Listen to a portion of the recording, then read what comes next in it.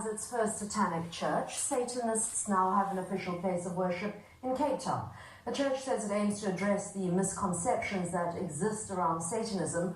For more on this, we're joined by the church's Rian Svichela.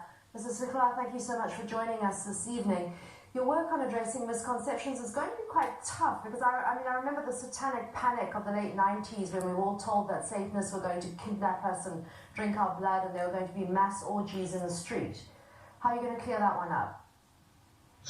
So, thank you so much for the opportunity. It all starts with education, and we have been putting a lot of material via our different social media platforms out there to educate the public on what above-board religious Satanism is.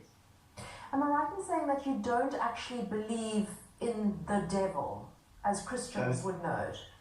Yes, that's correct. So we simply revere Satan as an archetype that represents our pride and our best potential that we can reach as human beings. I remember all the, as I call it, the satanic panic of the late 90s when Satanists were blamed for all sorts of things. What kind of rituals take place, if any at all, in your church? So we have various rituals, but all the rituals that we do is for self-empowerment. So there's nothing certainly criminal happening during any of our rituals or ceremonies. What sort of rituals or ceremonies could one expect if one came to one of your services? So we have Bible study rituals where we do Bible study on a monthly basis. And then just before lockdown started, we had weekly rituals and monthly ceremonies. And it is all about self-empowerment. So every person attending the ritual would then take part in that. It will certainly not be like, let's say, another type of church where I would be standing behind the pulpit. Everybody would be contributing to the ritual.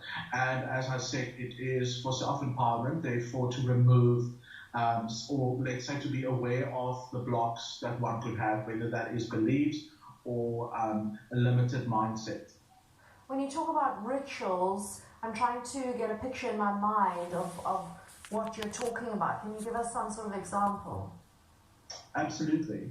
So in a satanic ritual, there would be an invocation, which is usually done by myself. And then we have what is known as a working. So it would either be the person, everybody partaking, writing symbolically on a piece of paper what it is they would like, for instance, to banish. And then one by one, the congregation would burn that as, again, it's a metaphor, it's a symbol for releasing that into the ether.